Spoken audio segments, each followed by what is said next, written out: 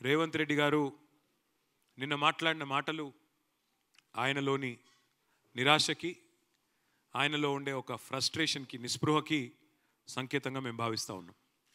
ఓటమి తప్పదు అని అర్థమైన తర్వాత ఏ నాయకుడికైనా, ఏ పార్టీకైనా ఆ భయంలోంచి, ఆ నిరాశలోంచి, ఆ నిస్పృహలోంచి వచ్చిన మాటలుగా వాటిని మేము భావిస్తూ ఉన్నాం.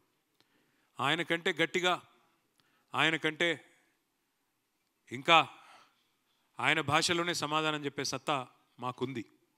కానీ మా పెద్దలు కేసీఆర్ గారు చేసిన ఒక సూచన, వారు చెప్పిన మాట ఏమంటే, పొరపాటున కూడా అట్లాంటి భాష మనం మాట్లాడాల్సిన అవసరం లేదు, అట్లాంటి వ్యక్తుల గురించి మనం ప్రస్తావన చేయాల్సిన అవసరం లేదు, మనం చేసింది చెప్తే చాలు అనే మాట వారు మాకు దిశానిర్దేశం చేస్తూ ఉంటారు ఎప్పుడు. నేను అందుకే రేవంత్ రెడ్డి గారు నేను అడుగుతా ఉన్నా సూటిగా, నువ్వు నన్ను బూతులు తిట్టినా, నువ్వు నన్ను వ్యక్తిగతంగా తూలనాడినా, మీరున్నది ముఖ్యమంత్రి పదవిలో కాబట్టి నేను మిమ్మల్ని గౌరవంగానే మాట్లాడుతూ ఉన్నా. రేవంత్ రెడ్డి గారిని నేను సూటిగా అడుగుతా ఉన్నా, హైదరాబాద్ అభివృద్ధికి గత 10 ఏళ్లలో బీఆర్ఎస్ ఏం చేసిందో, గత 2 ఏళ్లలో నీ ప్రభుత్వం ఏం చేసిందో చర్చకు మీరు సిద్ధమా అని నేను అడుగుతా ఉన్నా. అట్లాగే మున్సిపల్ మంత్రిగా ఆనాడు కేసీఆర్ గారి ప్రభుత్వంలో స్ట్రాటజిక్ రోడ్ డెవలప్మెంట్ ప్రోగ్రాం కింద 42 ఫ్లైఓవర్లు, అండర్ పాసులు ఇవన్నీ కూడా మేము నిర్మాణం చేసినాం. మా హయాంలో 36 పూర్తి చేసినాం. మీ ప్రభుత్వం వచ్చిన తర్వాత వాటిలో కొనసాగింపుగా ఇంకా 10%, 15% పని మిగిలితే వాటిని మీరు పూర్తి చేసి రిబ్బన్లు కట్ చేస్తూ ఉన్నారు. మరి 2 ఏళ్ల నుంచి మీరు కొత్తగా ప్రారంభించిన, కొత్తగా మొదలుపెట్టిన ఫ్లైఓవర్లన్నీ, పూర్తి చేసినవన్నీ చర్చకు సిద్ధమా? ఎన్ని ఫ్లైఓవర్లు కట్టింది నీ ప్రభుత్వం అని అడుగుతా ఉన్నా. ఫ్లైఓవర్లు కాదు, కొత్తగా ఈ 2 ఏళ్లలో ఒక్క రోడ్డు అన్న కట్టినవా? 10 ఏళ్లలో మా ప్రభుత్వం దాదాపు 100 లింక్ రోడ్లు నిర్మాణం చేసింది. నువ్వు ఒక్క లింక్ రోడ్డు కానీ, ఒక్క కొత్త రోడ్డు కానీ నిర్మాణం చేసినవా అని నేను అడుగుతా ఉన్నా.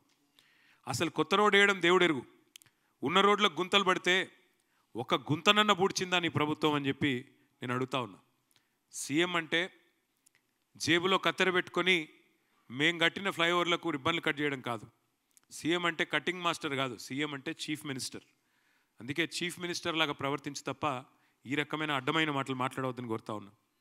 ఆనాడు కేసీఆర్ గారి ప్రభుత్వంలో అర్బన్ మిషన్ భగీరథలో భాగంగా హైదరాబాద్ వాసుల దాహార్తి తీర్చిందెవరో ప్రజలందరికీ తెలుసు. ఇవాళ నేను అడుగుతా ఉన్నా రేవంత్ రెడ్డి గారిని, మళ్ళీ మంచినీటి కష్టాలు తెచ్చి వాటర్ ట్యాంకర్ల మీద ఆధారపడే పరిస్థితి తెచ్చింది నీ కాంగ్రెస్ ప్రభుత్వం, అవునా కాదా? చర్చకు మీరు సిద్ధమా? కేసీఆర్ గారి నాయకత్వంలో 20,000 లీటర్లు ఫ్రీ వాటర్ ఇస్తే హైదరాబాద్లో, ఇవాళ వాటికి మీరు బిల్లులు ఇస్తున్న మాట వాస్తవమా కాదా? చర్చకు మీరు సిద్ధమా? హైదరాబాద్లో ఈ శానిటేషన్ సమస్య, అంటే చెత్త సమస్య పరిష్కారానికి కేసీఆర్ గారి నాయకత్వంలో స్వయంగా కేసీఆర్ గారు కూడా ఒక ఏరియా ఎంచుకొని ఆ ఏరియాకి తాను కూడా ముఖ్యమంత్రిగా బాధ్యత వహించి, అట్లాగే ప్రతి ఐఏఎస్ అధికారిని, ఐపీఎస్ అధికారిని కూడా హైదరాబాద్ను 400 భాగాలుగా విభజించి ఒక్కొక్క యూనిట్కి ఒక్కొక్క ఐఏఎస్, ఐపీఎస్ అధికారిని నియమించి మంత్రిని, ఎమ్మెల్యేని, ఎంపీని, ఎమ్మెల్సీని అందరినీ బాధ్యులు చేసి తాను కూడా బాధ్యత తీసుకొని స్వచ్ఛ హైదరాబాద్ అనే కార్యక్రమానికి శ్రీకారం చుట్టి ఆనాడు వేల సంఖ్యలో స్వచ్ఛ ఆటోలు ప్రవేశపెట్టిన విషయం నీకు తెలియదా? నీ ప్రభుత్వం వచ్చినాక ఈ 2 ఏళ్లలో ఒక్కటంటే ఒకటి కొత్త ఆటో కనీసం ప్రవేశపెట్టినవా? చెప్పగలుగుతావా? కేసీఆర్ గారి ప్రభుత్వంలో ఆనాడు 3,000 మెట్రిక్ టన్నులు పర్ డే చెత్త సేకరణ చేస్తే మేము వచ్చినాడు, తర్వాత మేము పెంచిన ఈ ఎఫిషియెంట్ కార్యక్రమం వల్ల అది 7,500 మెట్రిక్ టన్నుల సామర్థ్యానికి పెరిగింది. ప్రతిరోజు చెత్త కలెక్షన్ 3,000 నుంచి 7,500 టన్నులకు పెంచింది కేసీఆర్ ప్రభుత్వమా కాదా? అసలు నీ ప్రభుత్వం వచ్చినాక నువ్వు శానిటేషన్ మీద చేసింది ఏంది చెప్పే సత్తా నీకుందా అని అడుగుతా ఉన్నా. అట్లాగే మా ప్రభుత్వం ఉన్నప్పుడు కేసీఆర్ గారి నాయకత్వంలో స్వచ్ఛ సర్వేక్షణ అని కేంద్ర ప్రభుత్వం ఒక పథకం చేస్తుంది, ఒక సర్వే చేస్తుంది. స్వచ్ఛ సర్వేక్షణలో మా మున్సిపల్ డిపార్ట్మెంట్ ఆనాడు 34 అవార్డులు సాధించింది. బెస్ట్ మెట్రోగా హైదరాబాద్ అవార్డులు సాధించింది. 5 ఏళ్ల పాటు వరుసగా best quality of living in India ఉన్న నగరం ఏంది అని మెర్సర్ అనే సంస్థ సర్వే చేస్తే నంబర్ 1 సిటీగా హైదరాబాద్ వచ్చింది. ఈ అన్ని విషయాల్లో చర్చకు నువ్వు సిద్ధమా నేను అడుగుతా ఉన్నా. మా ప్రభుత్వం ఉన్నప్పుడు స్ట్రాటజిక్ నాలా డెవలప్మెంట్ ప్రోగ్రామ్ అని పెట్టాం. ఒక 2000 కోట్లు ఖర్చు చేసినాం. నీ ప్రభుత్వం వచ్చినాక రూపాయి ఖర్చు చేసినావా SNDP కింద? నేను సవాల్ చేస్తున్నా, చర్చకు సిద్ధమా అని అడుగుతా ఉన్నా. 10 ఏళ్ళు కేసీఆర్ గారి నాయకత్వంలో హైదరాబాద్ను ఒక క్లీన్ సిటీగా తీర్చిదిద్దితే ఇవాళ దాన్ని మురికి కూపం చేసింది నీ ప్రభుత్వం కాదా? ముఖ్యమంత్రిగానే కాదు, మున్సిపల్ మంత్రిగా కూడా మీరు విఫలమైన మాట వాస్తవమా కాదా నేను అడుగుతా ఉన్నా. 10 ఏళ్లలో కేసీఆర్ గారి ప్రభుత్వం 1,00,000 డబుల్ బెడ్రూమ్ ఇల్లు కట్టింది హైదరాబాద్లో. ఒక్క హైదరాబాద్లో 1,00,000 డబుల్ బెడ్రూమ్ ఇల్లు కట్టింది. ఇవాళ నేను రేవంత్ రెడ్డి గారిని అడుగుతా ఉన్నా, మేము 1,00,000 డబుల్ బెడ్రూమ్ ఇల్లు కడితే నువ్వు కనీసం ఒక్క ఇల్లు కట్టినావా 2 ఏళ్లలో హైదరాబాద్లో? దమ్ముందా? సమాధానం చెప్తావా? చర్చకు వస్తావా నేను అడుగుతా ఉన్నా. ఒక ఇల్లు కట్టలేదు కదా, ఇంకా 1000 ఇండ్లు కూలగొట్టిన దౌర్భాగ్యపు చరిత్ర నీది కాదా? నీ ప్రభుత్వాన్ని కాదా? ఇందిరమ్మ రాజ్యం పేరిట ఇండ్లు కూలగొట్టిందే తప్ప ఒక్క ఇల్లు కట్టినవా అని నేను అడుగుతా ఉన్నా. అట్లాగే హైదరాబాద్ మెట్రోను పూర్తి చేసింది మా ప్రభుత్వం. 2017లోనే మొదటి దశ ఇనాగరేట్ చేసి 2021లో రెండవ దశ ఇనాగరేట్ చేసి మొత్తం 70 కిలోమీటర్లకి మెట్రోని తీసుకొని పోయింది మా ప్రభుత్వం, కేసీఆర్ గారి ప్రభుత్వం. కానీ నువ్వేం చేసినావు? ఆ మెట్రో CFOని బెదిరించి, L&T CFOని బెదిరించి జైల్లో పెడతా అంటే ఇవాళ L&T వాళ్ళు పారిపోయే పరిస్థితి వచ్చింది. మెట్రో వదిలిపెట్టింది వాస్తవం కాదా?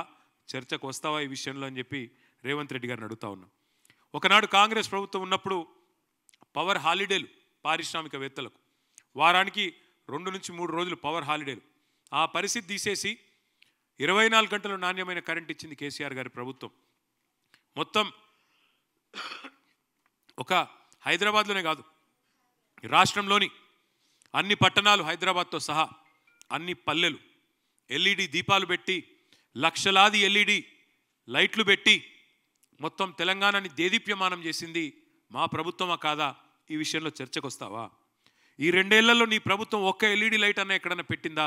చర్చకు వస్తావా రేవంత్ రెడ్డి అని నేను అడుగుతా ఉన్నా. ఆనాడు కరెంటు కోతలతో, జనరేటర్లతో, ఇన్వర్టర్లతో, కరెంటు కోతలతో ప్రజల బతుకుని అతలాకుతలం చేసింది నీ కాంగ్రెస్ పార్టీ. ఎవరి హయాంలో విద్యుత్ వెలుగులు కొనసాగినాయో, ఎవరి హయాంలో విద్యుత్ కోతలు, కరెంటు కష్టాలతో ఇబ్బంది పడ్డారో ఈ విషయంలో చర్చకు వస్తావా అని నేను అడుగుతా ఉన్నా. ఆనాడు కేసీఆర్ గారి ప్రభుత్వంలో కాంక్రీట్ జంగల్గా మారిన హైదరాబాద్లో 108 అర్బన్ లంగ్ స్పేస్లు, కొత్త అర్బన్ పార్కులు ఏర్పాటు చేసింది మా ప్రభుత్వం. ఇలా నీ ప్రభుత్వం వచ్చినాక కొత్తది ఒకటన కట్టినావా? కొత్తది ఒక్క పార్క్ అన్న కట్టినావా నేను అడుగుతా ఉన్నా. అట్లాగే green city of the world, tree city of the వరల్డ్గా హైదరాబాద్ అవార్డులు అందుకున్నది కేసీఆర్ గారి నాయకత్వంలో. హైదరాబాద్ నగరం లోపల ORR లోపల 147% గ్రీన్ కవర్ పెంచింది కేసీఆర్ ప్రభుత్వం.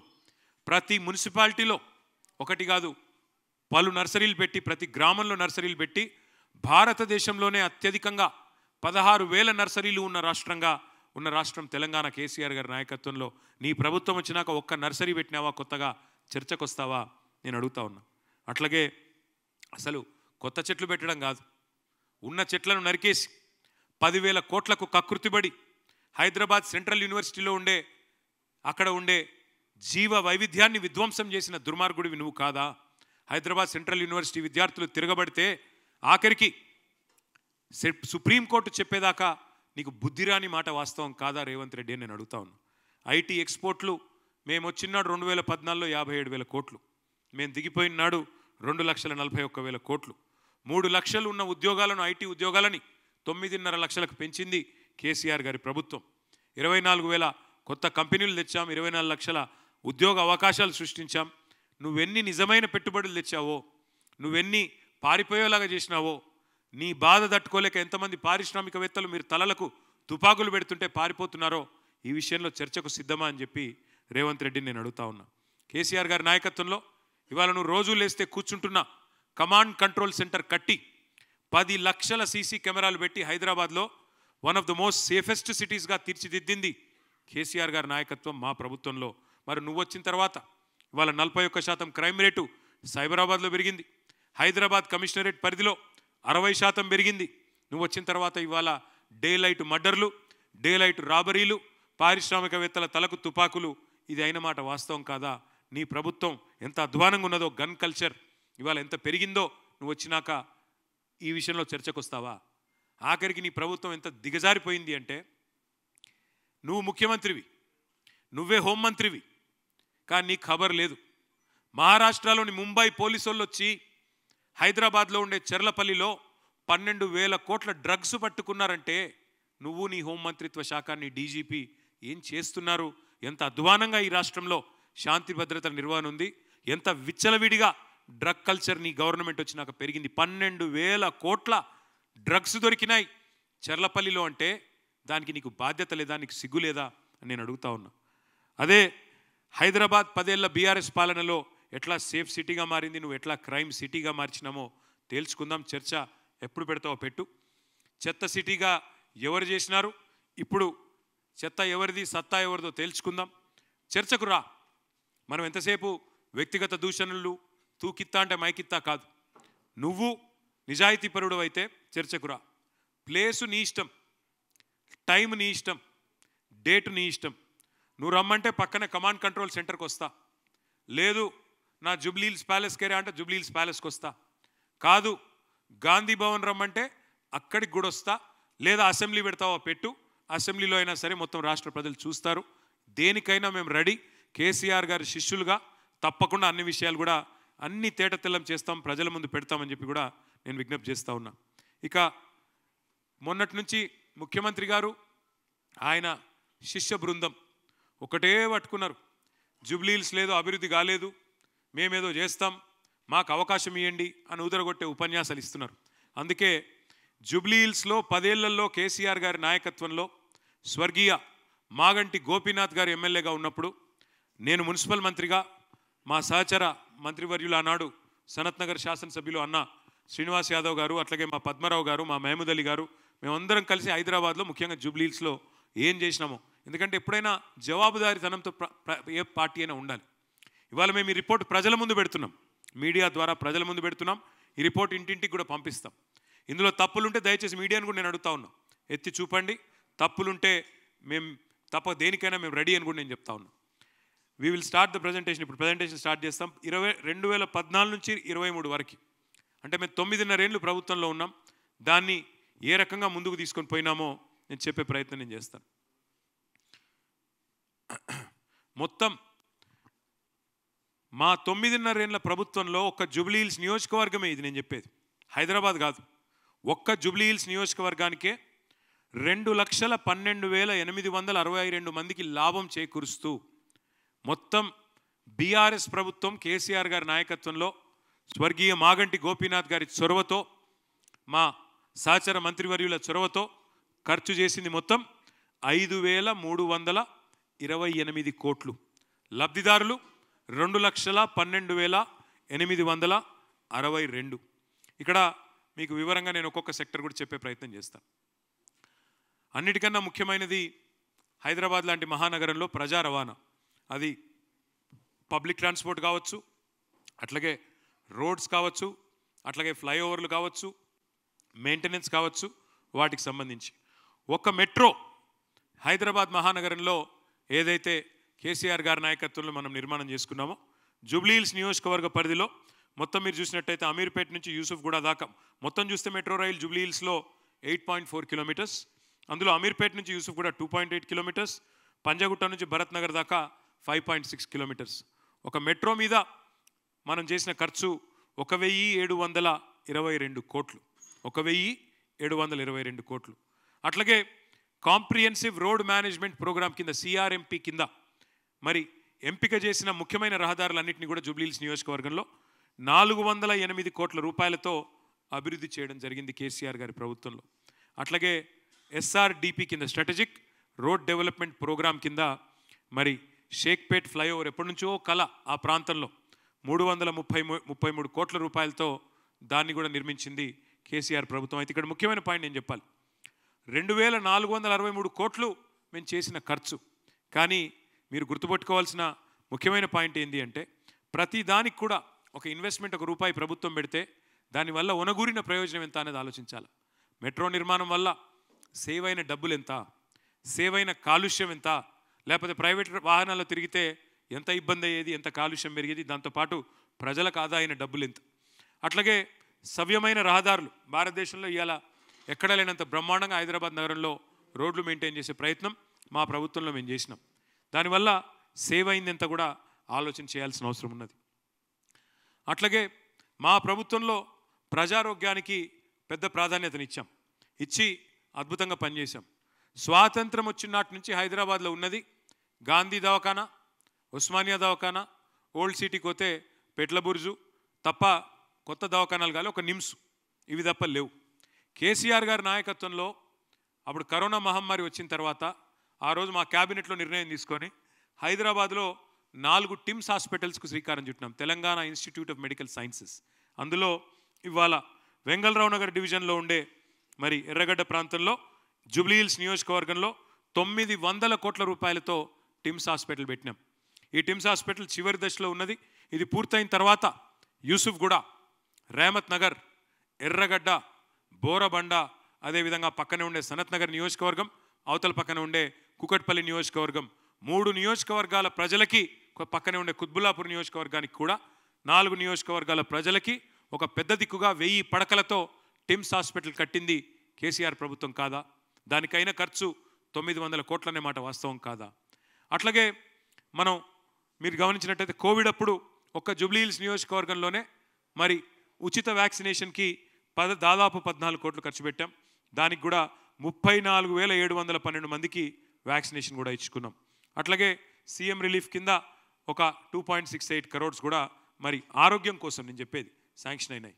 దాంతోపాటు ఆరోగ్యం విషయంలో ఇంకా కూడా ఆరోగ్యలక్ష్మి పథకం కింద ఒక 98 లక్షలు, కేసీఆర్ కిట్ కింద 3,340 మంది లబ్ధిదారులకి 73 లక్షలు, న్యూట్రిషన్ కిట్ల కింద 14 లక్షలు, కంటి వెలుగులో 23,595 లబ్ధిదారుల కోసం 55 లక్షలు, మొత్తం నగరం అంతా 350 బస్తీ దవాఖానాలు పెడితే ఒక్క జూబ్లీహిల్స్లో 13 బస్తీ దవాఖానాలు పెట్టింది కేసీఆర్ గారి ప్రభుత్వం.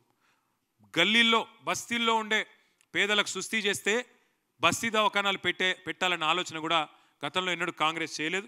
వాటిని ఏర్పాటు చేసింది. మొత్తం ప్రజారోగ్యం మీద ఖర్చు పెట్టిన సొమ్ము 919 కోట్లన్న విషయం నేను మీకు గుర్తు చేస్తా ఉన్నాను.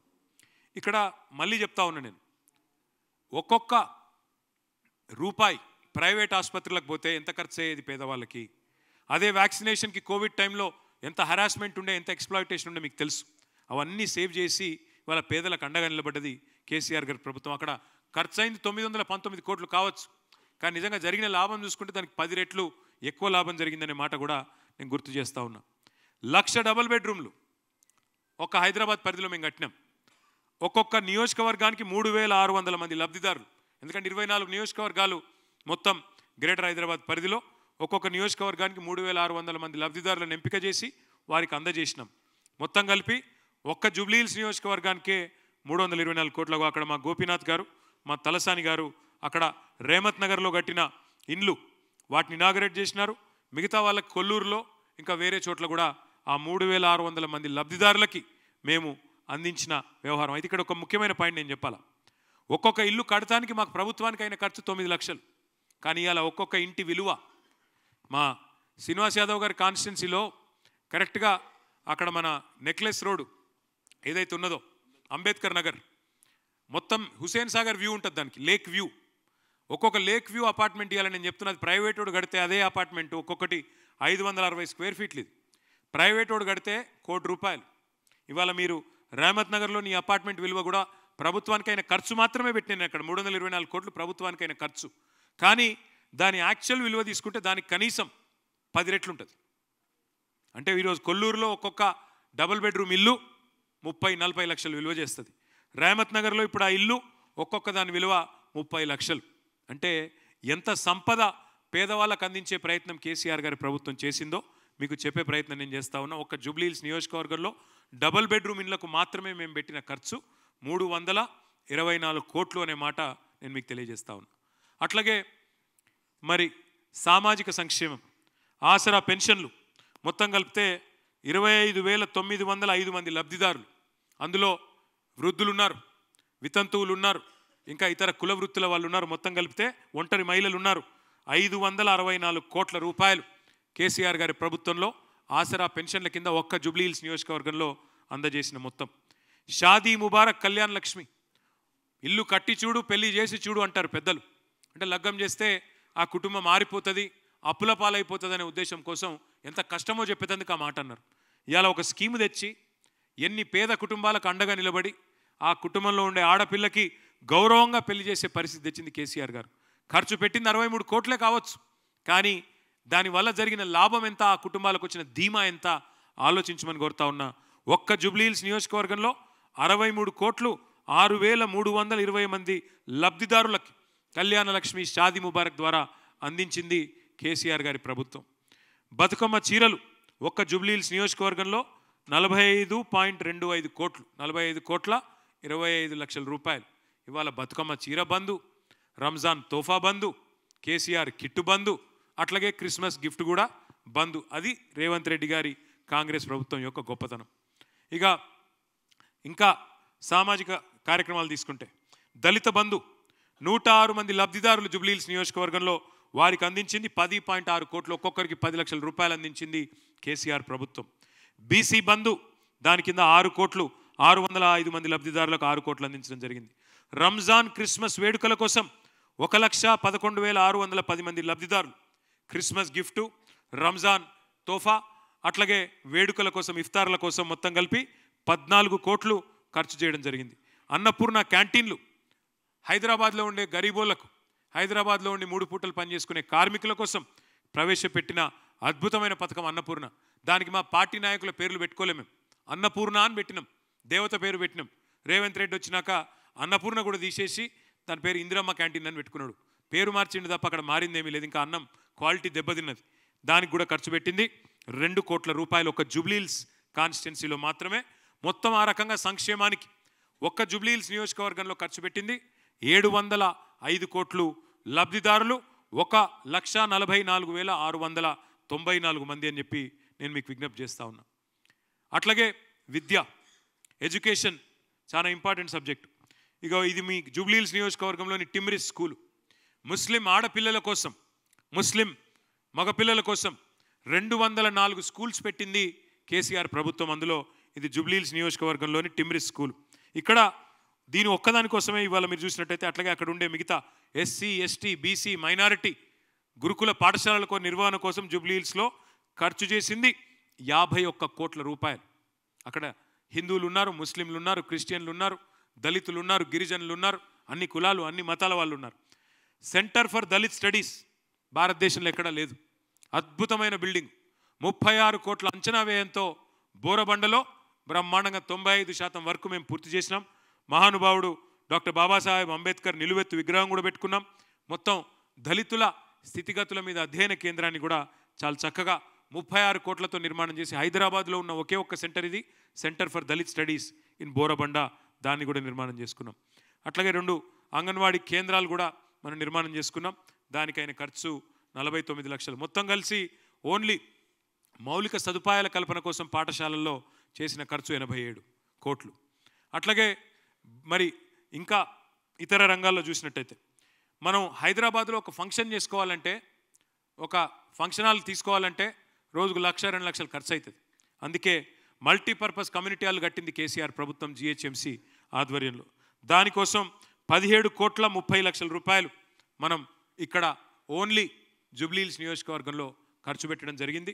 అక్కడే మన రేమత్ నగర్లో ఇంకా ఇతర డివిజన్లలో వాటిని ఖర్చు పెట్టినాం. ఇక ఇతర నిర్మాణాలు కమ్యూనిటీ హాల్స్ ఇతరత్ర వాటికి ఒక 18 కోట్ల స్వర్గీయ గోపీనాథ్ గారి నాయకత్వంలోనే చేసుకున్నాం. ఎల్ఈడి లైట్స్ నిర్వహణ కోసం 5 కోట్లు, సీసీ కెమెరాల కోసం 2.7 కోట్లు. ఇవన్నీ కేవలం జూబ్లీహిల్స్ నెంబర్లు, నేను చెప్పేది జూబ్లీహిల్స్ కాన్స్టిట్యుయెన్సీ నెంబర్లు మాత్రమే అని చెప్పి నేను మీకు విజ్ఞప్తి చేస్తూ ఉన్నా. అట్లాగే ఎలక్ట్రిసిటీ, కేసీఆర్ గారి ప్రభుత్వం రాకముందు మరి ఎట్లా ఉండే ఎలక్ట్రిసిటీ పరిస్థితి హైదరాబాద్లో మీకు తెలుసు. ఎంత అధ్వానంగా, అసలు రోజుకి 9 గంటలు పవర్ కట్స్. హైదరాబాద్లో ఏదైనా అపార్ట్మెంట్ పోతే డీజిల్ గబ్బు రాని అపార్ట్మెంట్ ఉండకపోతుండే, జనరేటర్లు ఎక్కడికక్కడ లేకపోతే అక్కడ లిఫ్ట్ కూడా నడవని పరిస్థితి. జనరేటర్లు లేకుండా, ఇన్వర్టర్లు లేకుండా అద్భుతంగా సంవత్సరం లోపలనే హైదరాబాద్ని కాంతిమయం చేసింది. 24 గంటల కరెంటు తెచ్చింది కేసీఆర్ గారి నాయకత్వం.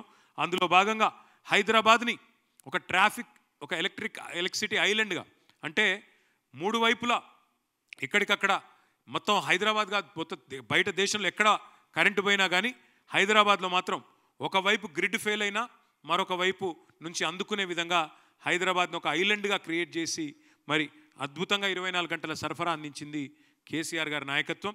మరి దానిలో భాగంగా జూబ్లీహిల్స్ నియోజకవర్గంలో సబ్ స్టేషన్లు 10 కట్టుకున్నాం, దానికి 455 కోట్లు. ఉచిత విద్యుత్ కూడా ఇవాళ ఏదో పెద్ద వీళ్ళు ఇచ్చినట్టు పోజు కొడతారు. నాయి బ్రాహ్మణులకు, రజకులకు, చిన్న చిన్న సెలూన్లకు, లాండ్రీ షాపులకు, దళితులకు, గిరిజనులకు 200 యూనిట్ల దాకా ఫ్రీ కరెంట్ ఏదైతే అందజేశామో దానికైన ఖర్చు ఒక 50 కోట్లు. మొత్తం చూస్తే 505 కోట్లు ఎలక్ట్రిసిటీ మీద ఖర్చు పెట్టుకున్నాం జూబ్లీహిల్స్ నియోజకవర్గంలో. ఇంటింటికి తాగునీరు ఇవ్వడానికి HMWSSB ఆధ్వర్యంలో మొత్తంగా చూసినట్టయితే మరి ఓవరాల్గా 20,000 లీటర్లు ఫ్రీ వాటర్ ఇచ్చింది కేసీఆర్ గారి నాయకత్వం. హైదరాబాద్లో ఉండే బస్తీల్లో ఉండే పేదలకి 20,000 లీటర్ల ఫ్రీ వాటర్. దానికైన ఖర్చు మొత్తం 15,000 కనెక్షన్లకు 30 కోట్లు. అట్లాగే కొత్త రిజర్వాయర్ల నిర్మాణానికి, పైప్ లైన్ల నిర్మాణానికి మొత్తం జూబ్లీహిల్స్ నియోజకవర్గంలో 9.5 ఏళ్లలో చేసిన ఖర్చు 150 కోట్లు. మొత్తం కలిపితే 180 కోట్లు మంచినీళ్ళ మీద వ్యయం చేసింది కేసీఆర్ గారి ప్రభుత్వం జూబ్లీహిల్స్ నియోజకవర్గంలో. అట్లాగే డ్రైనేజ్ సమస్య పరిష్కారానికి స్వర్గీయ గోపీనాథ్ గారి నాయకత్వంలో ఒక 75 కోట్లు వివిధ రూపాల్లో SNDP కింద ఇంక ఇతరత్ర పర్మనెంట్ సొల్యూషన్ కోసం 75 crores ఖర్చు చేసినాం. మిగతాయి కూడా యూసుఫ్గూడలో కూడా ఒక 12 కోట్లు మంజూరు చేశాం. కానీ వాటి పనులు ప్రారంభించే లోపలనే మా ప్రభుత్వం పోయింది, దానివల్ల ఇబ్బంది అయింది. కానీ లేకపోతే SNDPలో 75 కోట్లు జూబ్లీహిల్స్ కాన్స్టిట్యున్సీలో కూడా ఖర్చు పెట్టుకున్నాం. అట్లాగే పర్యావరణం, పచ్చదనం, పార్కులు, వాటి నిర్వహణ మీరు చూసినట్టయితే పార్కుల సుందరీకరణ, వాటి కోసమే దాదాపు జూబ్లీహిల్స్లోని కళ్యాణ్ నగర్లో ఇతర ప్రాంతంలో 20 కోట్లు ఖర్చు పెట్టుకున్నాం. తర్వాత మెయింటెనెన్స్, డిజాస్టర్ రెస్పాన్స్ ఫోర్స్ అని పెట్టిందే కేసీఆర్ గారి ప్రభుత్వం. ఆనాడు ఏ సిటీకి లేని విధంగా DRF పెట్టింది కేసీఆర్ ప్రభుత్వం. వాటి నిర్వహణ కోసం అంటే ఎమర్జెన్సీలో డిజాస్టర్ రెస్పాన్స్ ఉండాలి అని చెప్పి అలా దాని పేరు హైడ్రా అని మార్చి దాంతో అరాచకం చేస్తున్నది రేవంత్ రెడ్డి ప్రభుత్వం. DRF పెట్టిందే మేము, EVDM అనే ఇన్స్టిట్యూషన్ పెట్టిందే మేము. దానికైన ఖర్చు జూబ్లీహిల్స్లో 4.45 crore. అట్లాగే గుల్కాపూర్ కాల్వ, ఎర్రకుంట చెరువు అభివృద్ధి పనుల కోసం 2 కోట్లు. షేక్పేట పక్కనే ఉండే మల్కం చెరువు, పేరుకు అది కొద్దిగా బయట ఉంటుంది షేర్లింగంపల్లికి, కానీ మల్కం చెరువు డెవలప్మెంట్ కూడా దాదాపు 35 కోట్లు ఖర్చు పెట్టింది కేసీఆర్ గారి ప్రభుత్వం. మొత్తం మళ్ళీ ఒక్కసారి జస్ట్ సమరీ కోసం చెప్పాలంటే 5,328 కోట్లు. నేను సవాల్ చేస్తున్న రేవంత్ రెడ్డి గారిని, కాంగ్రెస్ పార్టీని, మీ 2 ఏళ్లలో మీరు పెట్టిన ఖర్చు ఎంతో జూబ్లీహిల్స్ నియోజకవర్గం మీద మీరు కూడా చర్చకు రండి. బహిరంగ చర్చ పెడదాం. సోమాజిగూడ ప్రెస్ క్లబ్లో పెడతావా, ఎక్కడ పెడతావో పెట్టు. These are the numbers. ఇది చూపెట్టి మేము ఓటు అడుగుతున్నాం. 10 ఏళ్లలో మేము చేసిన పని ఇది, 10 ఏళ్లలో జూబ్లీహిల్స్లో మేము పెట్టిన ఖర్చు ఇది. లబ్ధిదారులు 2,12,862 మంది. మా మాగంటి గోపీనాథ్ మా ఎమ్మెల్యేగా చేసిన పని ఇది. మా తలసాని శ్రీనివాస్ యాదవ్ మంత్రిగా చేసిన పని ఇది. మున్సిపల్ మంత్రిగా నేను చేసిన పని ఇది. మేము ఇది చూపెట్టి ఓటు అడుగుతున్నాం. నువ్వు 2 ఏళ్లలో ఏం చేసినావో చెప్పు. 2 ఏళ్లలో ఏ సెక్టర్కి ఎంత ఖర్చు చేసినావో చూపెట్టు. దేని మీద ఎన్ని పైసలు ఖర్చు పెట్టినావో చూపెట్టు. జూబ్లీహిల్స్కి ఏం చేసినావు, హైదరాబాద్కి ఏం చేసినావు చూపెట్టి ఓటు అడుగుమని రేవంత్ రెడ్డి నేను అడుగుతా ఉన్నా. ఇది స్థూలంగా మరి మొత్తంగా ఓవరాల్ కార్యక్రమం.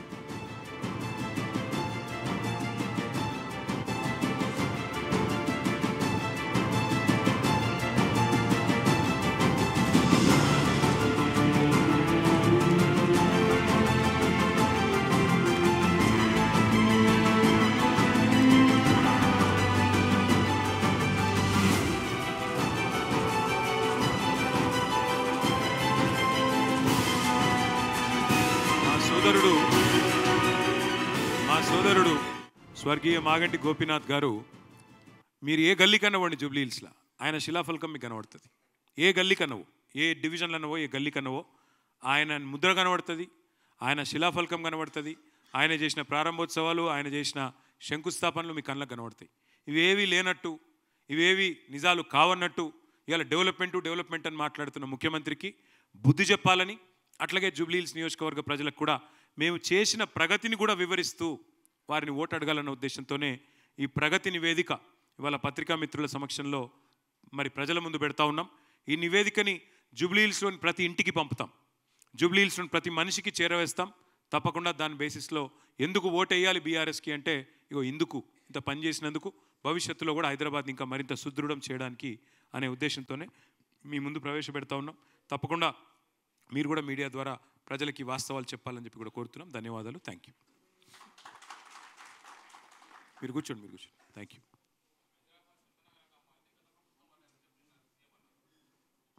హైదరాబాద్ ఇప్పుడే నేను చెప్పాను కదా బ్రదర్, హైదరాబాద్ మహానగరంలో మేము స్వచ్ఛ సర్వేక్షణలో కేసీఆర్ గారి ప్రభుత్వంలో 34 అవార్డులు గెలుచుకున్నాం. హైదరాబాద్లో పారిశుద్ధ్య నిర్వహణ బాగా ఉంది కాబట్టే మొత్తం భారతదేశంలోని అన్ని మెట్రో నగరాల్లో మాకు అవార్డు వచ్చింది. గ్రీన్ సిటీ అవార్డులు, బెస్ట్ క్వాలిటీ ఆఫ్ లివింగ్ అవార్డులు, ఇవన్నీ తెచ్చింది మా ప్రభుత్వం. 2 ఏళ్లలో ఈరోజు వాళ్ళ పరిస్థితి ఏంటంటే, ఇప్పుడు మీరు షేక్పేటలో ఉండే, ఇప్పుడు కావాలంటే ఈ నిమిషమే పోదాం, మీరు కెమెరాలు తీసుకుని రండి, నేను కూడా వస్తా. షేక్పేటలో అక్కడ శ్మశాన వాటిక ఉంది, హిందూ శ్మశాన వాటిక. హిందూ శ్మశాన వాటిక నిండా మొత్తం చెత్త నింపేసింది రేవంత్ రెడ్డి ప్రభుత్వం. ఒక్కటంటే ఒక్కటి నిర్వహణ సరిగ్గా ఉందా? ఇవాళ డాక్టర్ బాబాసాహెబ్ అంబేద్కర్ 125 అడుగుల విగ్రహం ఉంది ఇక్కడే హైదరాబాద్ నడిబొడ్డున, సెక్రటేరియట్ పక్కనే. పోదాం ఇప్పుడే తీసుకొని కెమెరా తీసుకొని పోదాం. దాని చుట్టూ ఎంత అధ్వానమైన మురికి కూపంగా ఈ ప్రభుత్వం మార్చిందో, ఇప్పుడు మున్సిపల్ మంత్రిగా పనిచేస్తున్న వ్యక్తి ఎంత విఫలమైనాడో దాన్ని బట్టి మీరు చెప్పొచ్చు. ప్రజలే న్యాయ నిర్ణేతలు. ఆయన మాట్లాడినట్టు నేను మాట్లాడను. ప్రజలే న్యాయ నిర్ణేతలు. 11 తారీఖు నాడు ప్రజలు తీర్పు చెప్పాలని నేను కోరుతా ఉన్నాను. ఇంకొక మాట కూడా అడుగుతా ఉన్నాను. ఇప్పుడు నేను చెప్తున్నా 5,328 కోట్లతో మేము అభివృద్ధి చేశాం జూబ్లీ హిల్స్ అని చెప్తున్నా. అభివృద్ధి సంక్షేమం 2 కలిపి. నువ్వు చెప్పు, 2 ఏళ్లలో నీ ప్రభుత్వం ఏం చేసింది జూబ్లీ హిల్స్కి చెప్పు, హైదరాబాద్కి చెప్పి ఓటు అడుగు. తప్పేం?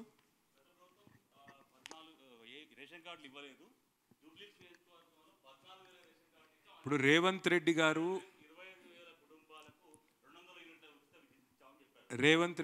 ఉత్తమ్ కుమార్ రెడ్డి గారు ఒక రూమ్లో కూర్చుంటే ఈ సమస్య పరిష్కారం అయిపోతుంది. ఎందుకంటే ఉత్తమ్ కుమార్ రెడ్డి గారేమో శాసన మండలిలో, శాసనసభలో సివిల్ సప్లైస్ మినిస్టర్గా ఆయన చెప్తున్నాడు, గత బీఆర్ఎస్ ప్రభుత్వం 6.5 లక్షల కార్డులు ఇచ్చింది, రేషన్ కార్డులు అని ఉత్తమ్ కుమార్ రెడ్డి గారు ఆన్ ద రికార్డ్ శాసన మండలిలో, శాసనసభలో చెప్పారు. కావాలంటే మీరు కూడా రికార్డు తెప్పించుకోవచ్చు, ఉంది. మరి రేవంత్ రెడ్డి గారు అబద్ధం చెప్తున్నాడా, నిజం చెప్తున్నాడు? ఎందుకంటే ఆయన మంత్రి 6.5 లక్షల కార్డులు, ఆయన మంత్రి మండలిలో పనిచేసే పౌర సరఫరాల మంత్రి చెప్తున్నాడు 6.5 లక్షల కార్డులు కేసీఆర్ ప్రభుత్వం ఇచ్చింది అని చెప్తున్నాడు. మరి రేవంత్ రెడ్డి అబద్ధం చెప్తుండా, ఆయన మంత్రి అబద్ధం చెప్తున్నా, వాళ్ళిద్దరూ దగ్గర కూర్చొని తేల్చుకుంటే మంచిది. రేషన్ కార్డులు ఇవ్వడం గొప్ప పని అని మేము అనుకోలేదు. అదో గొప్ప ముచ్చట, చాలా ఇంటర్నేషనల్ ముచ్చట, అదే గొప్ప పని, అంతకంటే గొప్ప పని అందుకే మేము దాన్ని చెప్పకుండా చేసేసినాం. రొటీన్గా అధికారులతో చేసినాం. మా ఎమ్మెల్యేలు కూడా చాలామందికి అందులో భాగస్వామ్యం కూడా మేము కల్పించలే. రొటీన్గా మీ సేవ ద్వారా ఇచ్చేసినాం. కానీ వీళ్ళు ఏంటంటే వీళ్ళ బతుకులకు అదే గొప్ప పని, అంతకంటే పెద్ద గొప్ప పని లేదు. కాబట్టి రేషన్ కార్డులు ఇచ్చినాం అనేది కూడా గొప్ప పనిలాగా చెప్పుకుంటున్నారు. అది వాళ్ళ భావదారిద్ర్యం. ఏం చేయగలిగేది? కాంగ్రెస్ నహీ తో ముసల్మాన్ నహీ. నిన్న విన్నాను నేను. ఈ భ్రమలకెళ్ళి ముఖ్యమంత్రి గారు ఎంత తొందరగా బయటకు వస్తే, ఆయన అజ్ఞానాన్ని ఎంత తొందరగా వదిలించుకుంటే అంత మంచిది. డాక్టర్ బాబాసాహెబ్ అంబేద్కర్ రాసిన రాజ్యాంగంలో ఆర్టికల్ 25 నుంచి 28 దాకా స్పష్టంగా అందులో రాసినది, ఎవరు ఏ ధర్మాన్ని ఆచరించాలనుకుంటే ఆ ధర్మాన్ని ఆచరించవచ్చు. ఎవరు ఏ మతాన్ని, ఎందుకంటే we are secular country, as per constitution we are secular country. Any secular leader, any secular party first of all should come out of this illusion that because of their party a certain religion exists. BJP లేకపోయినా హిందువులు ఉంటారు, కాంగ్రెస్ లేకపోయినా ముస్లింలు ఉంటారు, ఎవరు లేకపోయినా అందరూ ఉంటారు, భారతదేశం ఉంటుంది. కాబట్టి ఎవరు ఏమనుకున్నా ఒకటి వాస్తవం, ఇవాళ ఇట్లాంటి అడ్డగోలు మాటలు మాట్లాడే ముఖ్యమంత్రికి ఒక మతాన్ని అవమానించినట్టుగా, కాంగ్రెస్ పార్టీ లేకపోతే ముస్లిం లేకపోవడం ఏందండి? అంటే కాంగ్రెస్ పార్టీ పుట్టకముందు ముస్లిం లేరా? కాంగ్రెస్ పార్టీ ఆల్మోస్ట్ చచ్చిపోయింది, మొత్తం చచ్చిపోయాక కూడా ముస్లింలు ఉన్నారా? ఏం మాట్లాడుతున్నాడు ఆయన? కనీసం మెడకాయ మీద తలకాయ నోడైతే కూడా మాట్లాడట్లా. अच्छा यही चीज़ मैं बस यही कह रहा था कल हमारे जो चीफ मिनिस्टर ने कहा कि कांग्रेस नहीं तो मुसलमान नहीं, मैं बस उनसे इतना ही कहूँगा, बीजेपी नहीं तो हिंदू नहीं करके कोई बोलता है, कांग्रेस नहीं तो मुसलमान नहीं करके यहाँ के चीफ मिनिस्टर बोलते हैं, बट वास्तव तो ये है कि आज अगर आप संविधान देखेंगे डॉक्टर बाबा साहेब ने लिखा, उसमें साफ लिखा गया आर्टिकल 25 से 28 तक कि India is a secular country और यहाँ पे हर किसी को अपना अपना धर्म, जो भी धर्म आप फॉलो करते हो, जो भी फेथ आप फॉलो करते हो, you can practise it as per your wishes. You are a free individual. Now if the Congress party believes that without them there would not be any Muslims, let me remind the ignorant souls of Congress party that much before the Congress party was ever born, Muslims already had existed in our country and also in the world. Likewise, if BJP also believes that if they tomorrow don't remain as a political party Hindus नहीं रहेंगे, हिंदू रक्षक हम बनेंगे, तो वो भी गलत है। कांग्रेस का भी ख्याल गलत है, बीजेपी का भी ख्याल गलत है। दोनों के रहने या ना रहने से हिंदू और मुसलमान को कोई तकलीफ नहीं होगा, हिंदुस्तान को कोई तकलीफ नहीं होगा। आखिरी में हिंदुस्तान एक सेक्युलर स्टेट है, सेक्युलर कंट्री है, बिल्कुल वो सेक्युलर ही रहेगा, चाहे कोई भी कुछ भी कोशिश कर ले। पहली बात तो मैं डिमांड करता हूं चीफ मिनिस्टर रेवंत रेड्डी को कि पहले आप माफी मांगो। आपकी पार्टी के जो कल ख्याल आपने इजहार सबके सामने खुलेआम आपने किया, इस बात को लेके आप माफी मांगो हर किसी से, क्योंकि ये तो इंसल्ट है। You are insulting an entire community, or insulting an entire religion, which is definitely not what is expected of a chief minister. अगर आप माफी नहीं मांगते तो फिर ultimately it's the choice of the people on how they will respond and what they will do in days to come. Thank you. BRS की BJP की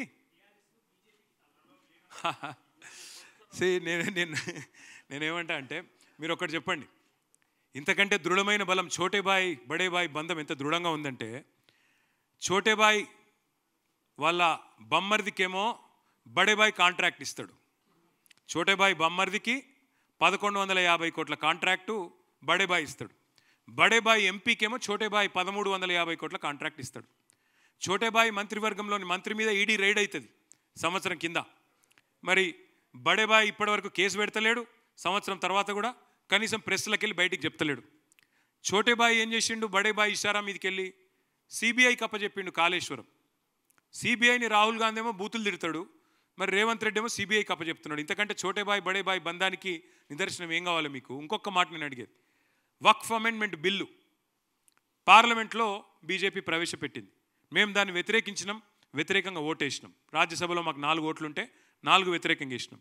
మొత్తం అయినప్పటికీ బీజేపీకి బలం ఉంది కాబట్టి, ఎన్డీఏకి బలం ఉంది కాబట్టి వాళ్ళు బిల్లు పాస్ చేశారు.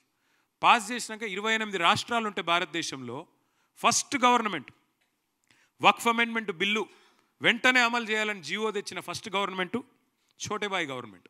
బడే బాయ్ బోలే, ఛోటే బాయ్ లాలియే. అంటే ఎంత డీప్ ఉన్నదంటే, ఇక్కడ నడుస్తున్నది కాంగ్రెస్ గవర్నమెంట్ కాదు, యా జో చల్ రా జాయింట్ వెంచర్ गवर्नमेंट चल रहा, कांग्रेस बीजेपी का जॉइंट वेंचर गवर्नमेंट यहाँ पे चल रहा है. इसलिए ईडी रेड होता है इन पे. कौन, पोंगुलेटी श्रीनिवास रेड्डी तेलंगाना रेवेन्यू मिनिस्टर पे केस नहीं बनता, ईडी नहीं बोलती, मिनिस्टर मुंह नहीं खोलता. अब रेवंत रेड्डी के साले साहब को अमृत स्कीम में टेंडर मिलता 1100 करोड़ का, और यहाँ पे बीजेपी एमपी साहब को 1350 करोड़ का काम रेवंत रेड्डी साहब देते. सीबीआई एक बीजेपी की तोता है बोल के हमारे राहुल गांधी साहब बोलते, फिर वही तोते को रेवंत रेड्डी साहब कालेश्वरम केस देते. तो छोटे भाई बड़े भाई का जो बंधन है, जो अजब प्रेम की गजब कहानी है, ये शायद ही हिंदुस्तान में कहीं और आपको देखने को नहीं मिलेगा. एक जबरदस्त फेविकॉल बॉन्ड जो है आज अगर किसी के बीच में है तो छोटे भाई बड़े भाई के बीच में है. और छोटे भाई जाके कब बड़े भाई के पार्टी में मिलेंगे आप लिख लो, 1-1.5 साल के अंदर वो भी हो जाता, दोनों एक हो जाते, आप बेफिक्र रहो. లక్ష డబుల్ బెడ్రూమ్లు అన్నారా? ఆయన గృహ నిర్మాణ శాఖ మంత్రేనా? 2 ఏళ్ల నుంచి ఆయనే మంత్రి కదా. మా శ్రీనివాస్ యాదవ్ గారిని గిట్లనే గతంలో అడిగితే నువ్వు రా అని చెప్పి బట్టి విక్రమార్క అప్పుడు సిఎల్పి లీడర్, ఆయన మంత్రి సీనన్న పోతే మధ్యలోకి వెళ్ళి తట్టబుట్ట వారిసి పారిపోయాడు. ఎవరు? బట్టి. పొంగులేటి శ్రీనివాసరెడ్డి నిజంగానే గృహ నిర్మాణ శాఖ మంత్రి అయితే ఒకసారి రివ్యూ చేసుకుంటే మంచిది, ఆయనకి సిగ్గుపోతుంది. లేకపోతే ఒకటే కాడ కొల్లూరులో 17,000 ఇండ్లు ఉన్నాయి, కొద్దిగా అవతల పోతే నాగులపల్లిలో ఇంకో 5,000 ఇండ్లు ఉన్నాయి, కొద్దిగా కిందికి పోతే ఇంకో 6,000 ఇండ్లు ఉన్నాయి. ఒక్కసారి చూసుకుంటే మంచిది, ఎందుకంటే ఆయన గృహ నిర్మాణ శాఖ మంత్రి. మాట్లాడేటప్పుడు అజ్ఞాన ప్రదర్శన చేయకుంటే ఆయనకే మంచిది. అంటే ఎంత అజ్ఞాని రేవంత్ రెడ్డి అని చెప్పడానికి ఇది ఒక ఉదాహరణ. ఫార్ములా ఈ కేసులో ప్రాసిక్యూషన్కి అనుమతి కోరినరు గవర్నర్ను. ప్రాసిక్యూషన్ గవర్నర్ ఎప్పుడో అనుమతి ఇచ్చిండు. ప్రాసిక్యూషన్కి అనుమతి ఇచ్చుడు అంటే ఏంది? నన్ను ప్రాసిక్యూట్ చేయమనే కదా. ఇక మళ్ళీ ఛార్జ్ షీట్ వేసినాక మళ్ళీ ఆయన దగ్గరికి ఎందుకు పోవాలి? అసలు విషయం లేదు కాబట్టి, ఛార్జ్ షీట్లో అసలు విషయమే లేదు కాబట్టి, అదొక తుపేలు లొట్టపీస్ కేసు కాబట్టి దాన్ని ఏం చేసిండు? తీసుకుపోయి మళ్ళీ గవర్నర్ దగ్గర పెట్టిండు. దమ్ముంటే రా, అరెస్ట్ చేయి, నేను వద్దంటున్నా. ఏం చేసినో తప్పు, రా ముంగటికి రా. నేను మళ్ళీ చెప్తున్నా, రేవంత్ రెడ్డి నువ్వు మగవను అయితే, మగ పుట్టుక ఉడితే జరావురు, మగ పుట్టుక ఉడితే రేవంత్ రెడ్డి అనేటోడు నేను అడుగుతున్నా, దా లైవ్ కెమెరాల ముంగట కూర్చుందాం. నాకో లై డిటెక్టర్ టెస్ట్, నీకో లై డిటెక్టర్ టెస్ట్ పెట్టుకుందాం. ఏసీబీ ఎంక్వైరీ నీ మీద ఉంది, నా మీద ఉంది, ఇద్దరం అది పెట్టుకుందాం, కూర్చుందాం. ఎవడు నిజాయితీపరుడో ఎవడు దొంగనో మొత్తం దేశం చూస్తుంది. దా మగవాను అయితే మగ పుట్టుక పుడితే రా అని చెప్పి రేవంత్ రెడ్డిని సవాల్ చేస్తుంది. ఓకేనా? Thank you.